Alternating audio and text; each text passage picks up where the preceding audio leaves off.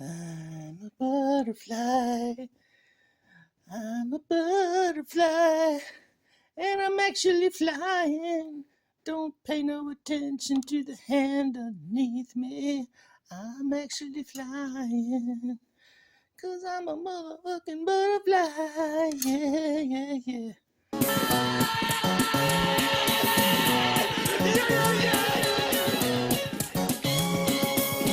This is indeed a disturbing universe. Hello, greetings, and welcome. Welcome to the Stereo 999 YouTube channel. I am your host, the artist formerly known as Stereo Steve. Greetings to my parasocial imaginary friends, actual friends, vinyl community, people who clicked on this not knowing what it was. Here we are. Here we are again in my room.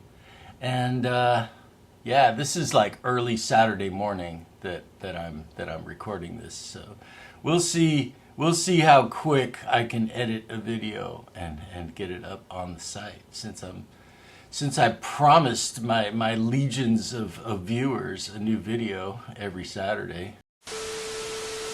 Another week has gone by and I'm sitting here again with Mr. Gopher. Say hi, Mr. Gopher.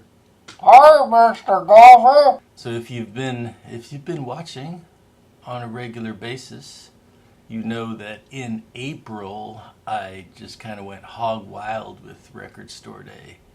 So for the month of May, I didn't really make any big major purchases because I didn't need to make any big major purchases because I have all the records. I have them. They're there. I don't need them. But, you see cheap heat and you grab it. So I actually got a few pretty good records on the cheap over the past few weeks. And I'm going to talk about those this week. Yeah, that sounds cool, Steve.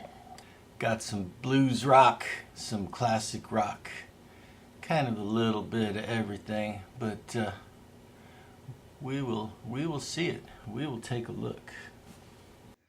All right, so I'm here with Butterfly, and we're going to check out this little stack of records I pulled out, just some stuff, some cheap heat that I found in the month of May. Starting with this one I used to have, and I was kind of missing it, and now it's back in my collection. This is Sleepwalker by the Kinks, one of their late 70s albums. It has a kind of hit song, Jukebox Music, and Sleepwalker. Remember seeing them perform that on Saturday Night Live when I was a kid. And yeah, Arista label, late 70s. Kinks. Here's another band a little later in their career. This is Aerosmith, Done with Mirrors. And this is kind of a return to form in some ways. Guitarist Joe Perry is back in the band. They even do Let the Music Do the Talking, which was one of his like solo records. But here's the interesting thing. See how it's like in reverse mirror? Everything is reverse mirror, down to the label of the record. I mean, if they really wanted to go all out, they would have done the Geffen logo backwards. But yeah, all the text with info about the songs is printed in reverse. Okay. This is Chicken Shack, great British blues rock band, Chicken Shack. And those Fleetwood Mac fans might know that Christine McVie was in this band, but she was really only in the band for a minute on their first album. This is from 1972, But yeah, tight 3-piece British blues rock band. A lot more sludgy than Cream. They're not afraid to just let the distortion from the guitars just kind of cover the music like a warm blanket.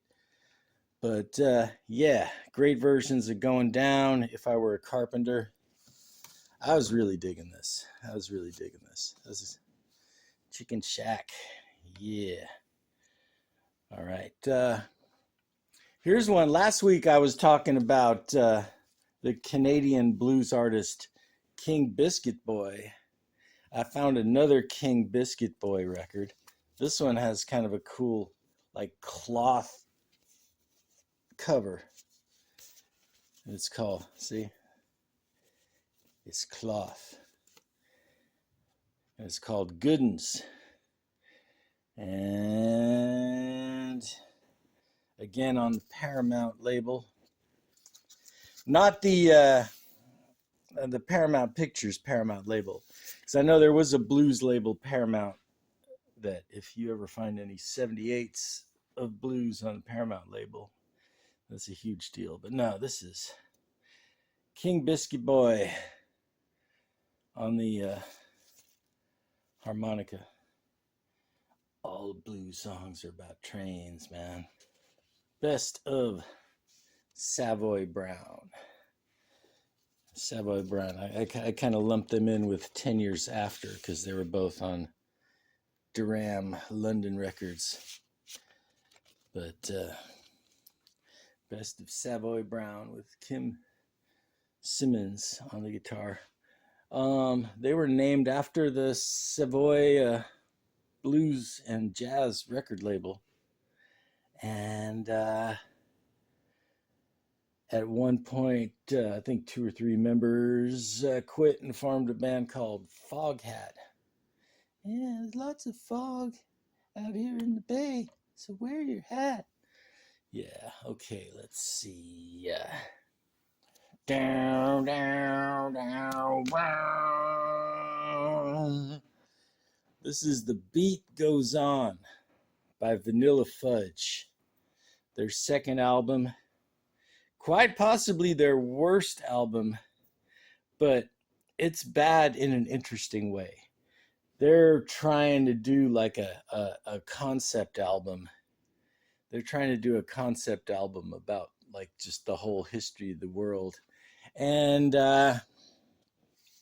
this record is low on songs, high on sound collage and spoken word bits and kind of song fragments. When I'm with the Fudge, when we're all on, I'm happy.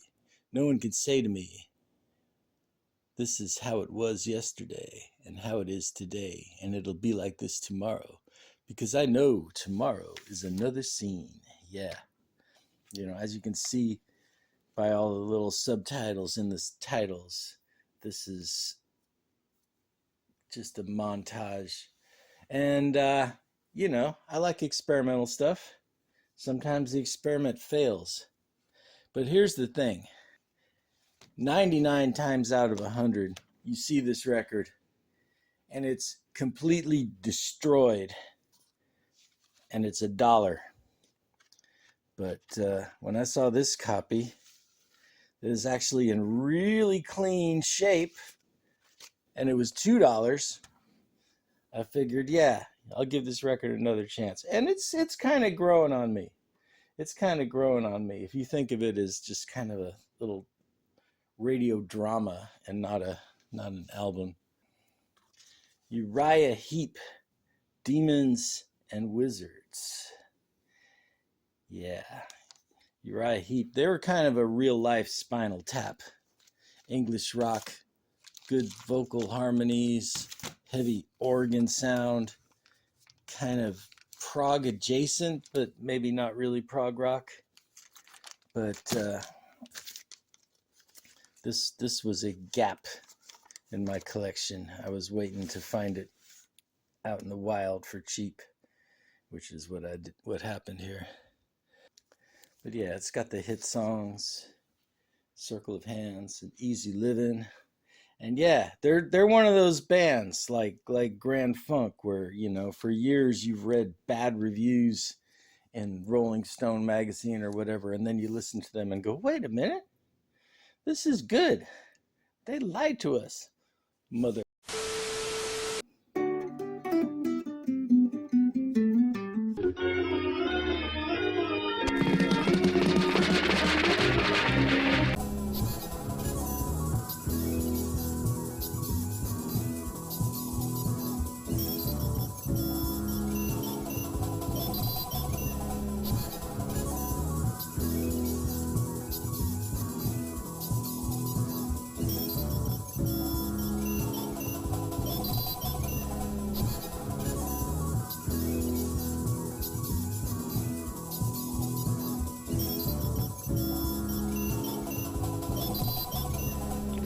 Yeah, but the thing is that after every attempt, after every endeavor, after every creative venture, it's never enough. You're always rolling it back in your mind and you're replaying it back in your mental recording device, and you're thinking, I could have done this different. This could have had a better outcome. I could have gotten more from this if I did this. And it's always 20/20 hindsight.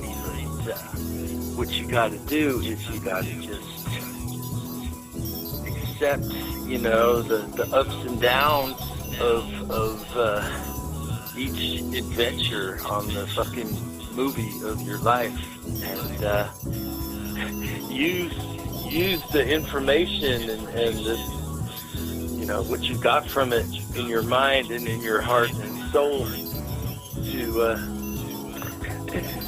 try to make the next one even better, or a little better, or whatever.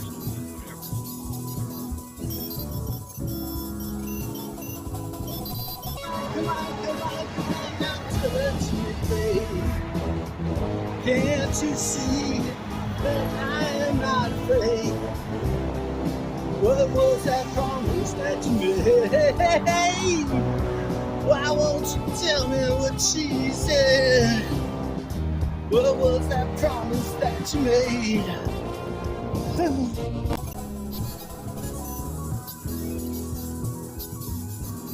Oh no, you can't leave yet. You gotta have a nice cup of tea with me. This record I learned about from Spotify. I was making a playlist of Beatles covers.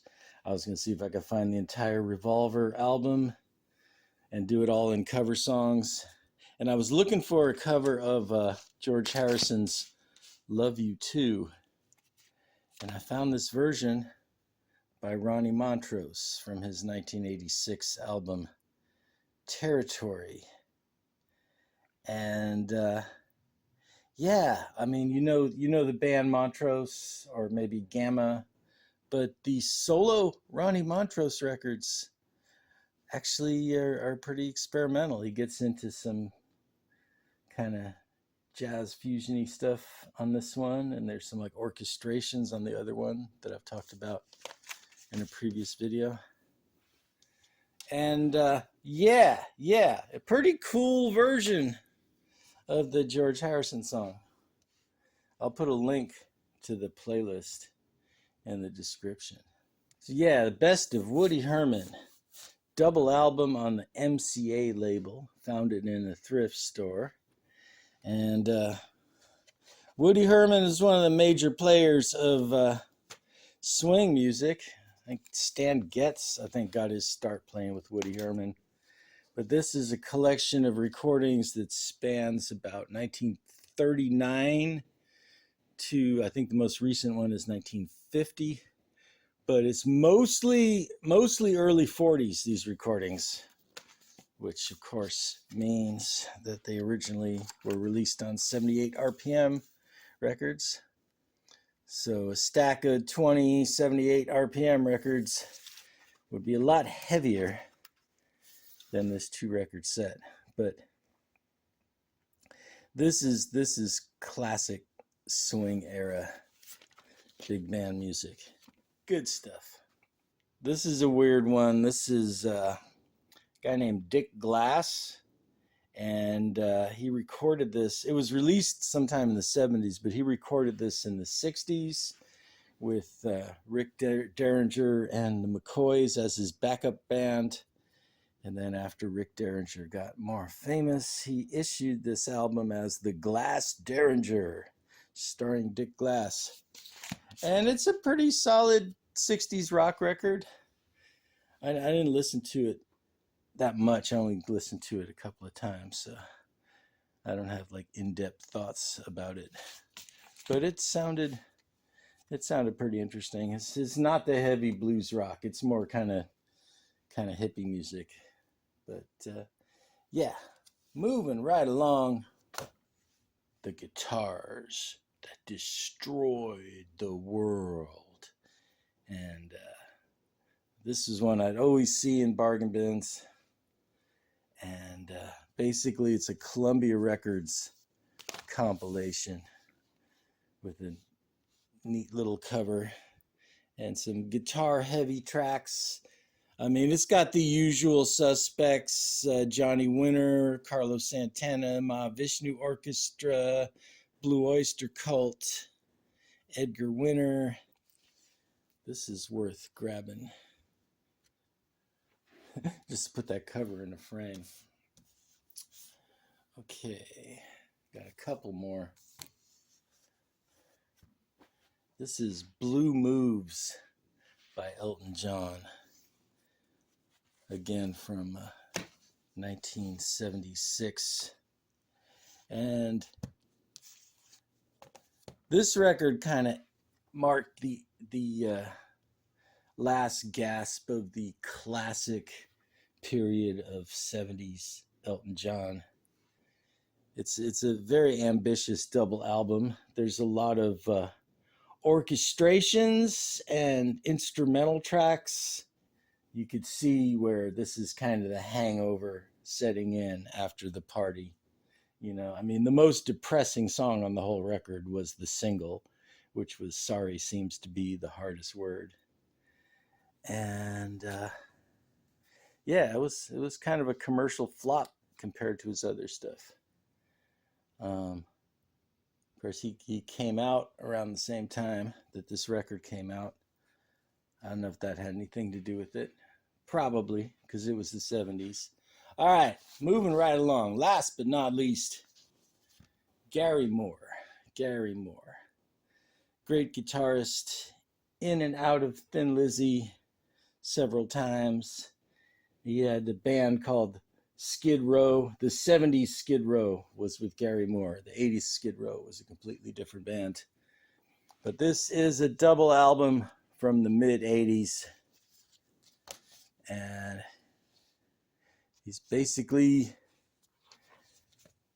shredding in front of lots of people. Ian Pace from Deep Purple on drums. You know, he does Shapes of Things. Don't Take Me for a Loser. Yeah. But yeah, if you want to get that arena rock vibe in the corner of your living room, this is one to crank up. Okay, so that's all right. Well, back to whatever else is in this video.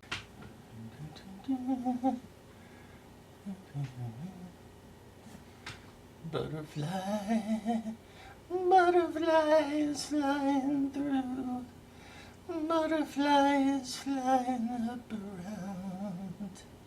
Oh, the butterfly is flying all around you, butterfly. Okay then, that's my video. Thanks for watching. Like, subscribe, leave a comment.